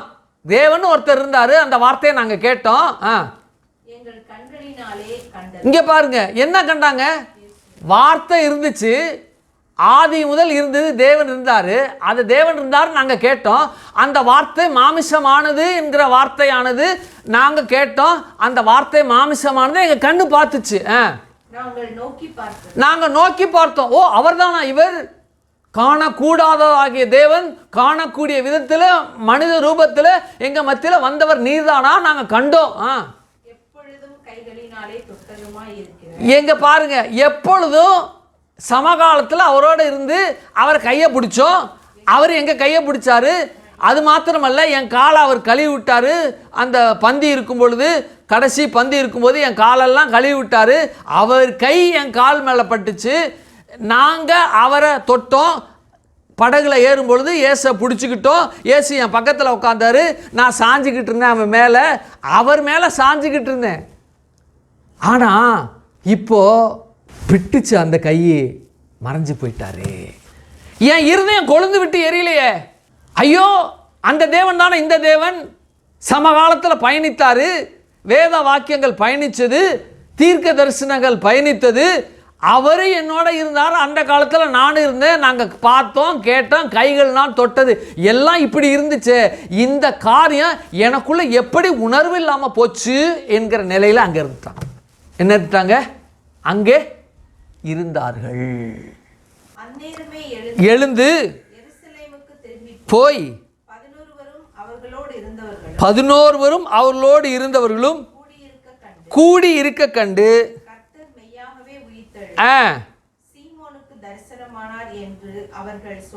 கேட்டு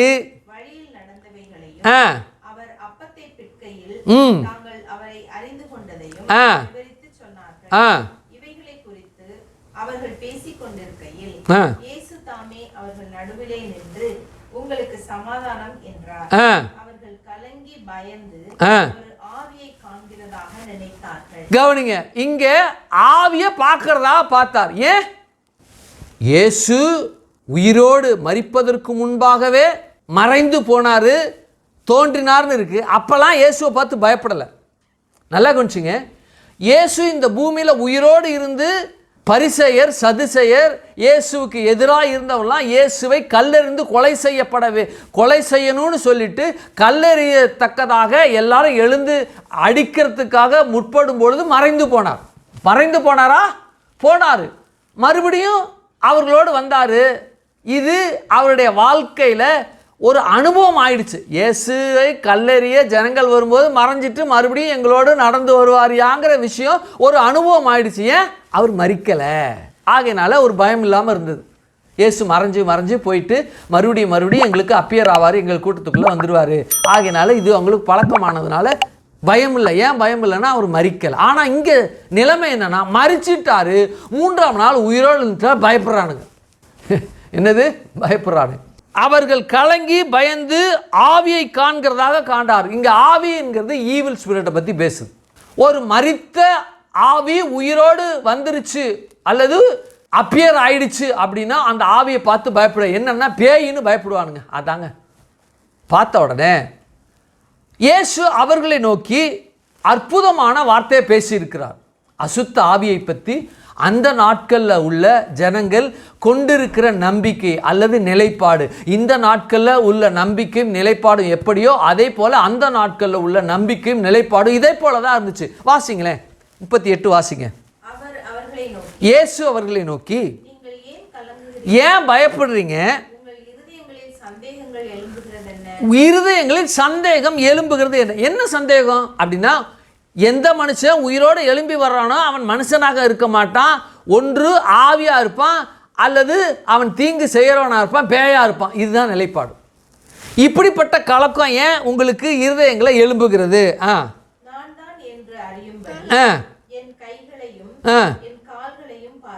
இல்லை, தொட்டு பாருங்கள். பாருங்கள், என்னை தொட்டு பாருங்கள். என்ன கவனிங்க, ஒரு ஆவி இருக்குன்னா அந்த ஆவி என்ன தொடு அப்படின்னு சொல்லாது. அசுத்த ஆவியாக இருக்கட்டும், நல்ல ஆவியாக இருக்கட்டும், என்ன தொடு அப்படின்னு சொல்லாது. ஏன் சொல்லாதுன்னா, இந்த சரீரமானது உலகத்தினுடைய உணர்வுகளை உணர்ச்சியின் மூலமாக பார்ப்பதற்காக இந்த சரீரம் கொடுக்கப்பட்டிருக்கு.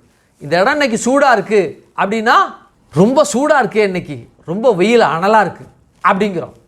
நல்லா ஏசிலாம் போட்டிருக்கு அப்படின்னா, அப்பா என்ன ஏசி இருக்குது, நல்லா குதுகுதுன்னு இருக்கா, வெயிலில் ஒரே வெயிலுங்க, உள்ளே வந்தால் தான் அப்பாடான்னு இருக்குது, இப்போ தான் ஒரு நல்ல ஒரு குளுமை நமக்கு தெரியுது அப்படின்னு சொல்லி என்ன செய்வாங்க, குளிர், வெப்பம், பனி, மழை, வலி இவைகளை பற்றி அல்லது இவைகளை உணரத்தக்க உணர்வு சரீரத்துக்கு இருக்குது, ஆவிக்கு இருக்காது. ஆகவே இந்த சரீரமானது ஒரு ஆவியை தொடுமானால் அந்த ஆவியின் நிலை என்று என்ன என்பதை சரீரம் கண்டுகொள்ள முடியாதுங்க.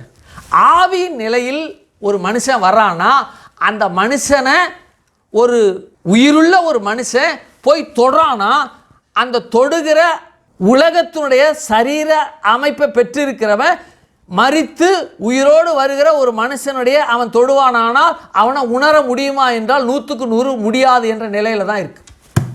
என்ன கவனிங்க, என்ன செய்ய முடியாது, முடியாது. சரி, இது அப்படியே இருக்கட்டும், ஒரு இடத்துக்கு போவோம். வாசிங்க 2 கொரிந்தியர் 12 1 2 3 வாசிங்க. மேன்மை பாராட்டுகிறது எனக்கு தகுதி அல்லவே, ஆகிலும்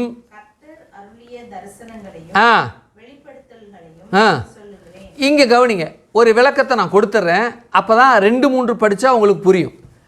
மேன்மை பாராட்டுகிறது எனக்கு தகுதி அல்ல. ஒரு விஷயத்தை குறித்து சொன்னேன்னா, என்னால் தான் ஏன் முடியும், உங்களாலலாம் முடியாது, நான் தான் எல்லாத்துக்கும் என்று மேன்மை பாராட்டினேன்னா அது எனக்கு தகுதியாக இருக்காது, அது ரொம்ப அற்பத்தனமான கீழ்த்தரமான ஒரு செயல், நான் அதை செய்ய மாட்டேன். ஆகிலும் கர்த்தர் அருளிய அப்படின்னா சில விஷயங்களை எனக்கு கொடுத்திருக்கிறார். என்னன்னா, தரிசனங்களையும் வெளிப்பாடுகளையும் எனக்கு அறிந்து அதை சொல்கிறதுக்கான விஷயத்தை எனக்கு கொடுத்திருக்கிறார். தரிசனம் உங்களால் காண முடியுமா என்றால் எனக்கு தெரியாது, ஆனால் நான் காணுவேன், எனக்கு அதை வெளிப்படுத்தி இருக்கிறார். வெளிப்பாடுகள் மூலமாக தரிசனங்களை எனக்கு காண முடியும். ஆகவே இது வரைக்கும் மனிதன் வெளிப்படுத்த முடியாத அல்லது வெளிப்படுத்தப்படாத ஒரு தரிசனங்களை, வெளிப்பாடுகளை தேவன் எனக்கு கொடுத்திருக்கிறாரு.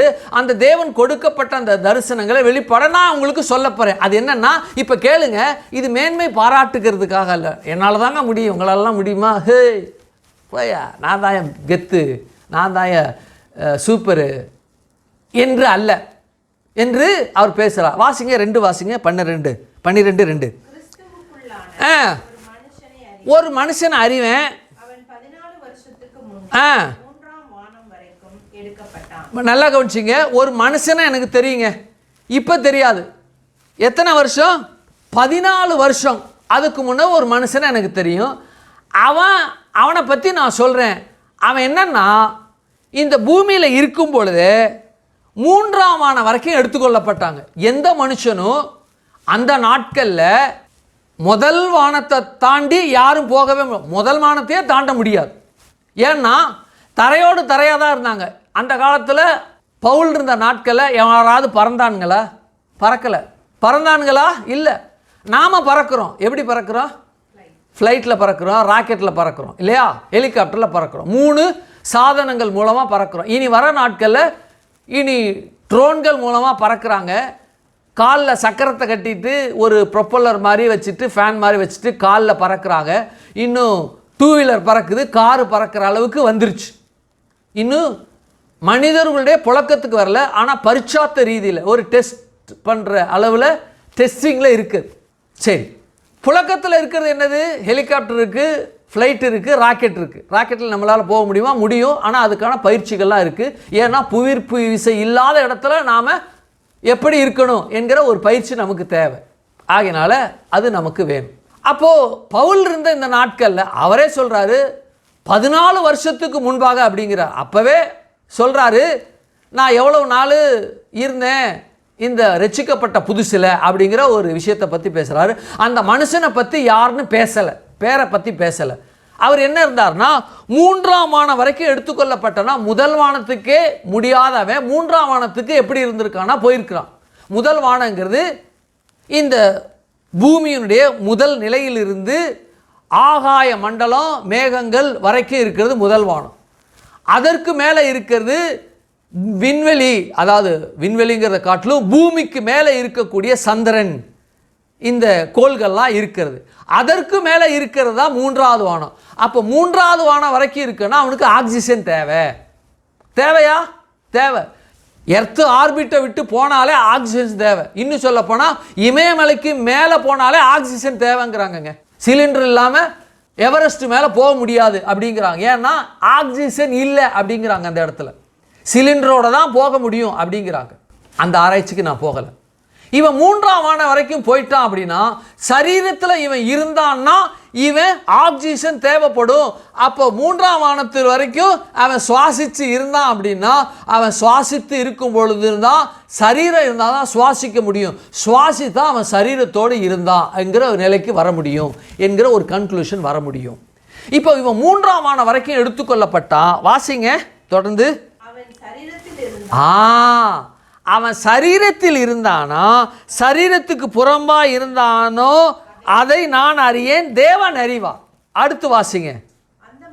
அந்த மனுஷன் எடுக்கப்பட்டு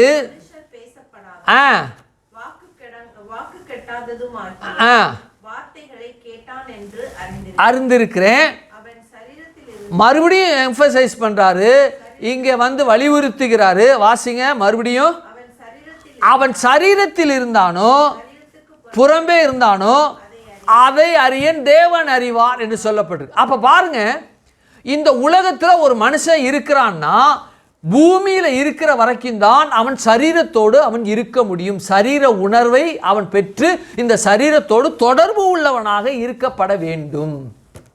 மூன்றாம் வாரம் வரைக்கும் எடுக்கப்பட்ட பிறகு எர்த்து ஆர்பிட்டை விட்டாலே ஆக்சிஜன் தேவை. இமயமலை மேலே ஏறினால ஆக்சிஜன் தேவை. எர்த்து ஆர்பிட்டா இன்னும் அதிகம். அதுக்கப்புறம் இன்னொரு வானம் இருக்குது, அதுக்கப்புறம் இன்னொரு வானம் இருக்குது.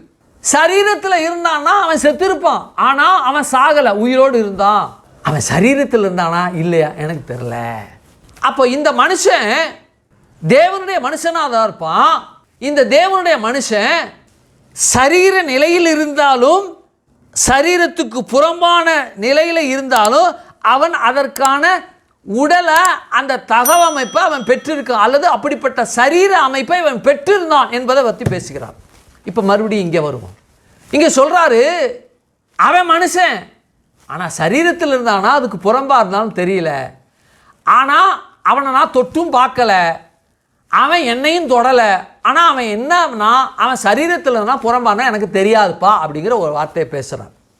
இங்கே ஆண்டவர் சொல்கிறாரு, அப்பியர் ஆயிட்டு பாருங்க. வாசிங்க 39 வாசிங்க.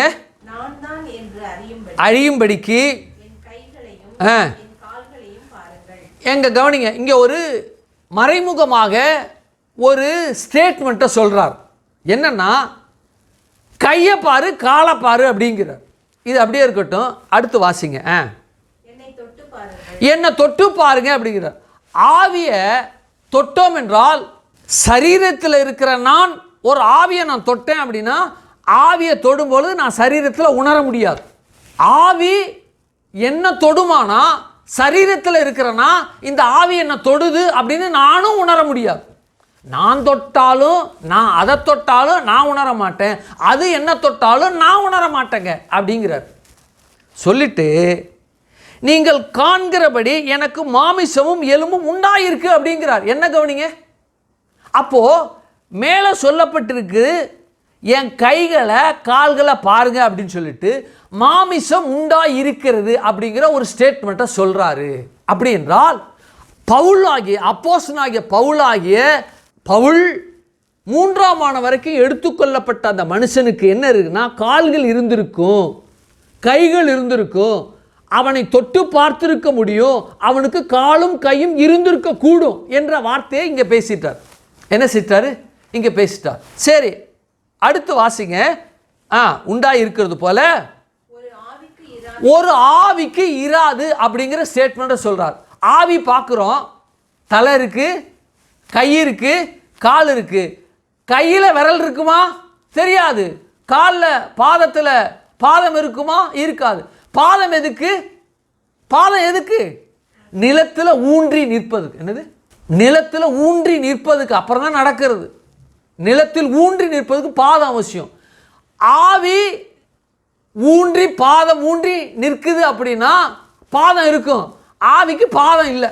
கை என்ன செய்யாது? கிரியை செய்வதற்கு அதற்கு அவசியம் இல்லை. ஆகையினால கை என்ன செய்ய இருக்காது என்கிற ஸ்டேட்மெண்ட்டை சொல்கிறாரு. என்ன செய்கிறாரு? ஸ்டேட்மெண்ட்டை சொல்கிறாரு. தம்முடைய கைகளையும் கால்களையும் அவர்களுக்கு காண்பித்தார். காண்பித்தது மாத்திரமல்ல, அவங்க சந்தோஷமாயிட்டாங்க. என்ன ஆயிட்டாங்க? சந்தோஷமாயிட்டாங்க. இன்னும் அவர்கள் விசுவாசியாமல், 41 நான் வாசிக்கிறேன். ஆனாலும் சந்தோஷத்தினால் அவர்கள் இன்னும் விசுவாசியாமல் ஆச்சரியப்படுகில். ஆண்டவர் கேட்கிறாரு, புசிக்கிறதுக்கு ஏதாகிலும் இங்கே உண்டா என்று அவர்களிடத்தில் கேட்டார். என்ன கவனிங்க, ஆவி என்ன செய்யாது? தன் வயிறு பசிக்கு புசியாது என்கிற எந்த விஷயத்தை என்கிற ஒரு மறைபொருளை இங்கே விளக்குறார். எந்த ஆவியும் மனுஷன் ஆவி நிலையில் அவன் உயிரோடு வருகிறான் என்றால் அந்த ஆவி புசிக்காது. என்ன செய்யாது? புசியாது. ஒருவேளை நீங்கள் சொல்லலாம், நீங்கள் மைண்ட் வாய்ஸ் எனக்கு கேட்குது, மரித்த பரிசுத்தவான்கள் கல்லறை விட்டு எழும்பி பரலோக ராஜ்யத்தை சுதந்திரிக்க போவாங்க, அங்கே போனாக்கா பரலோகத்தில் புசிக்கிறதுக்கு உங்களுக்கு ஜீவ விருட்சத்தின் கனியை கொடுப்பேன், அங்கே என்னென்னலாம் இருக்கோ அதெல்லாம் நீங்கள் புசிக்கலாம் அப்படின்னு வெளிப்படுத்தல் இருக்கிறதே. ஆவி புசிக்காது என்று நீங்கள் சொல்கிறது உண்மையானால், மரித்த பரிசுத்தவான்கள் ஆண்டவருடைய ராஜ்யத்தில் பரலோகத்தில் போய் அங்கே புசிப்பேன் இருக்கு. ரெண்டும் கான்ட்ரடிக்ஷனாக இருக்குது. இது எப்படி பாஸ்டர் அப்படின்னு நீங்கள் கேட்குறது எனக்கு மைண்டு வாய்ஸ் எனக்கு கேட்குது. ஆண்டவர் என்ன சொல்கிறாரு? புதைக்கப்பட்ட சரீரத்தை நான் அப்படியே விட்டு விடுகிறது இல்லை. அவைகளை என்ன செய்வேன்? நான் கடைசி நாளில் அந்த சரீரத்தை எழுப்பேன் அப்படிங்கிறார். என்ன சொல்லப்பட்டிருக்கு? யோவானில் சொல்லப்பட்டிருக்கு. கடைசி நாளில் சரீரத்தை எழுப்பேன். சரீரத்தை எழுப்பி அங்கே கொண்டு போய் என்ன சரீரத்தை மாத்திரம் வச்சுக்குவாரா? அந்த சரீரத்திற்குரிய எந்த மனுஷன் இருக்கானோ அந்த மனுஷனுக்கு அந்த சரீரத்தை கொடுப்பு. உயிர்த்தெழுந்த மகிமையின் சரீரத்தை அவங்க அடைந்து பரலோகத்தில் இருப்பாங்க. அப்போ அவங்க புசிப்பாங்க. என்ன செய்வாங்க? புசிப்பார்கள். இங்க தேவன் என்ன செய்யறாரு? உயிரோடு எழுஞ்சிட்டாரு. ஆகையினால ஆவிக்கு புசிப்பதற்கு அதிகாரம் இல்லை, புசிக்க முடியாது. அசுத்த ஆவி புசிக்குதுன்னா, நாம சர்ச்சு முடிஞ்சு நீங்கள் போகிறீங்க, போயிட்டு நீங்கள் சமைச்சு வைக்கிறீங்க, அல்லது சமைச்சு வச்சுட்டு வந்திருக்கீங்கன்னு வச்சுக்கோங்க. சீக்கிரமாக எழுந்து வந்து சமைச்சிட்டு நீங்கள் வர்றீங்க, போயிட்டு கொஞ்சம் சூடு பண்ணி சாப்பிட்டுக்கலாம் அப்படின்னு சமைச்சிட்டு வச்சு வந்திருக்கீங்கன்னு வச்சுக்கோங்க. சிக்கனோ மட்டனோ சமைச்சு வச்சு வந்திருக்கீங்க. ஒரு 2 மணி நேரம் கழிச்சு நம்ம பஸ் எல்லாம் பிடிச்சி போகிறதுக்கு 1 மணி ஆகும். 1 மணிக்கு போயிட்டு சமைச்சு சாப்பிட்றதுக்கு லேட்டாக ஆகிடும். சீக்கிரமாக சமைச்சு சாப்பிட்டு வந்திருக்கீங்கன்னு வச்சுங்களேன். அசுத்த ஆவிக்கு சாப்பிட்றதுக்கு ஒரு பலன் இருக்குது அப்படின்னா, நீங்கள் சாப்பிட்டு வச்சதெல்லாம் அசுத்த ஆவி சாப்பிட்டு சுத்தமாக தொடச்சி வச்சுருக்குன்னா என்ன செய்ய முடியும்? உங்களால் ஒன்றும் செய்ய முடியாது. அப்போ அதிகாரம் இருக்கா? கிடையாது. ஆண்டவர் சொல்கிறாரு, புசிக்கிறதுக்கு ஏதாவது இருக்கான்னு கேட்குறாரு. அப்போது மீன் கண்டத்தையும் தேனையும் கொண்டாந்து கொடுக்குறாங்க. மீன் கண்டத்தையும் தேனையும் சாப்பிட்றாருங்க. அப்போ அசுத்த ஆவி என்று இவங்க நினைக்கிற அந்த நினைவு அங்கே தவிடுபொடி ஆகிறது. ஆவி நீங்கள் தொட்டால் நீங்கள் உணர முடியாது. ஆவி அது உங்களை தொட்டால் நீங்கள் உணர முடியாது. அது ஸ்டேட்டு. ஆவிக்கு கை கால்ற எனக்கு இருக்குது. ஆவிக்கு மாமிசம் இல்லை, எனக்கு இருக்குது. ஆவி பேசாது, நான் பேசுகிறேன். ஆவி எந்த பொருளையும் எடுக்காது, நான் எடுக்கிறேன், பிக்கிறேன், உங்களுக்கு கொடுக்குறேன். ஆவி சாப்பிடாது, நீங்கள் தேனையும் கொடுக்குறீங்க, திரவ வடிவில் இருக்கிறத, இன்னும் திடநிலையில் இருக்கிற மீன் துண்டத்தையும் கொடுக்குறேன். மீன் துண்டத்தையும் நான் சாப்பிட்றேன், தேனையும் நான் குடிக்கிறேன். ஆகவே நான் சரீரத்தில் இருக்கிறேன் என்று சொல்லி என்ன செய்கிறாரு? ஆவி நிலையை விளக்குறாரு. அப்படி என்றால் அசுத்த ஆவி எப்படிப்பட்ட நிலையில் இருக்கின்றால் உயிர்த்தெழுந்த சாயெல்லாம் இல்லை என்பதை இங்கே விளக்குறார்.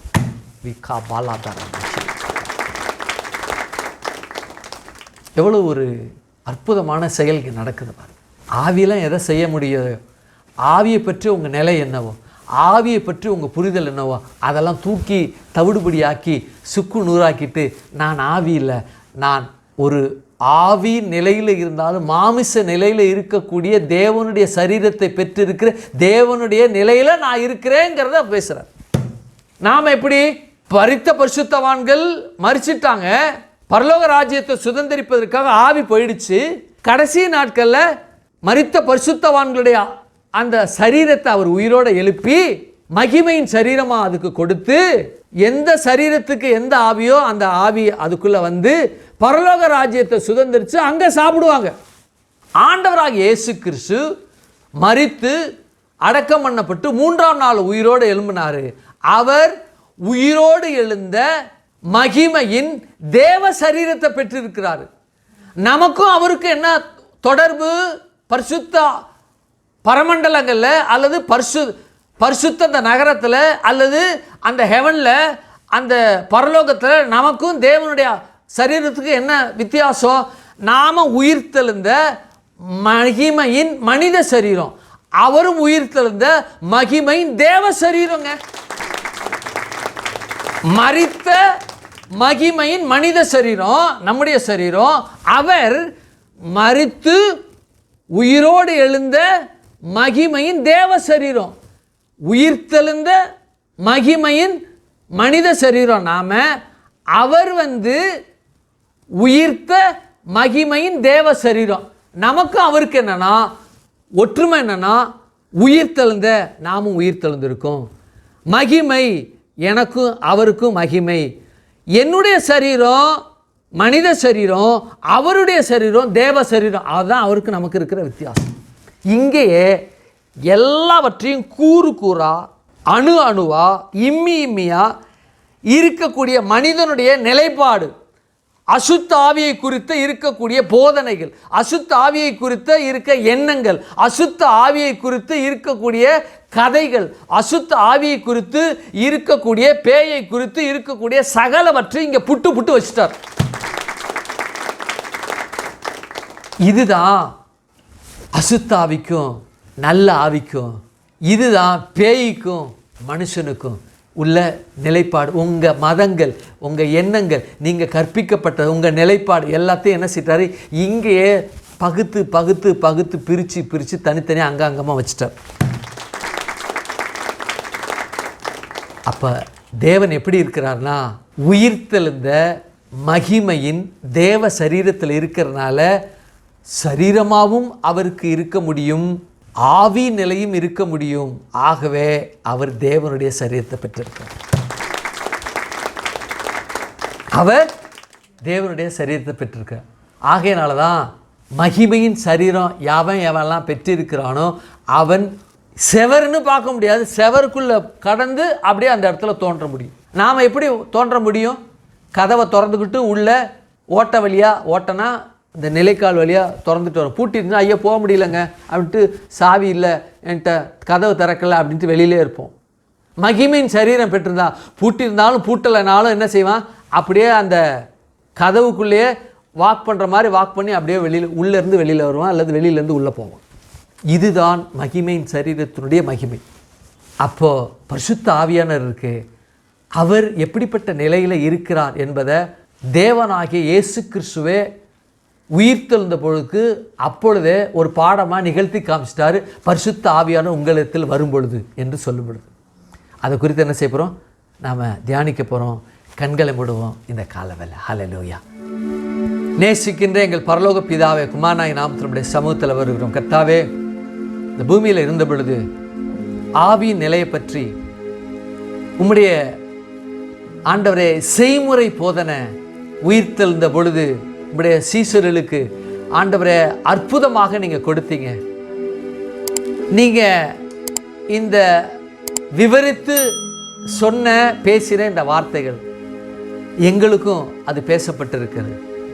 நாங்களும் உயிர்த்தெழுந்திருக்கோம், எங்களுக்கு மகிமையின் சரீரத்தை நாங்கள் பெற்றிருக்கிறோம். அதுக்காக உமக்கு நன்றி ஆண்டவரே.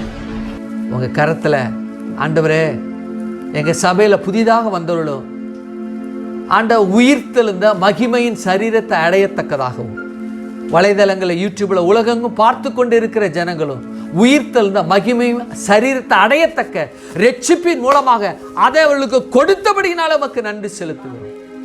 கரத்தில் ஒப்பு கொடுக்குறோம். ஆசீர்வதிங்க, பலப்படுத்துங்க ஆண்டவரே. கர்த்தாவே, உலகெங்கும் பார்த்து கொண்டு இருக்கிற மருத்துவமனைகளில் ஆண்டவரே, ஹாஸ்பிட்டலில் மருத்துவமனைகளில் வியாதியோடு பலவீனத்தோடு நோயோடு இருக்கிற ஜனங்கள் மகிமையின் சரீரமாக மாற்றக்கூடியத்தக்கதாக உம்முடைய இரத்தத்தினால் அவர்களை கழுவி சரீரத்தில் இருக்கிற நோயை நீர் ஆண்டவரை விலக்கி ஆண்டவரை சுகத்தை கொடுத்து மகிமையின் சரீரத்தை அவர்களுக்கு கொடுத்து இப்படிப்பட்ட அனுபவத்தை அவங்களும் சுதந்திரிக்க, சுகத்தை சுதந்திரிக்க, மகிமையை சுதந்திரிக்க அவளுக்கு கிருபை செய்திருக்க நமக்கு நன்றி செலுத்துகிறோம். கரத்தில் ஒப்பு கொடுக்கணும். ஆசீர்வதிங்க, பலப்படுத்துங்க, காத்துக்கொள்ளுங்க. நன்மை நாளை முடிச்சு விட்டுங்க. இயேசுவின் நாமத்தில் ஜெபிக்கிறோம் ஜீவனுள்ள நல்ல பிதாவே, ஆமே ஆமேன். ஒரு பாடலை பாடும் பொழுது ஆண்டவருக்கென்று காணிக்கை செலுத்தி, காணிக்கை பலிகளை செலுத்தி அவருக்கு ஆராதனை செலுத்துவோம். உலகெங்கும் பார்த்து கொண்டிருக்கிற ஜனங்கள் இந்த ஜிபே மூலமாகவும் வங்கி கணக்கின் மூலமாகவும் உங்களுடைய காணிக்கை செலுத்தி அவரை நாமத்தை மகிமைப்படுத்தி தொழுது கொள்ளுங்கள் என்று நான் உங்களுக்கு அன்பாய் அழைக்கின்றேன். கர்த்தர் உங்களை ஆசீர்வதிப்பாராக. ஆமே ஆமே.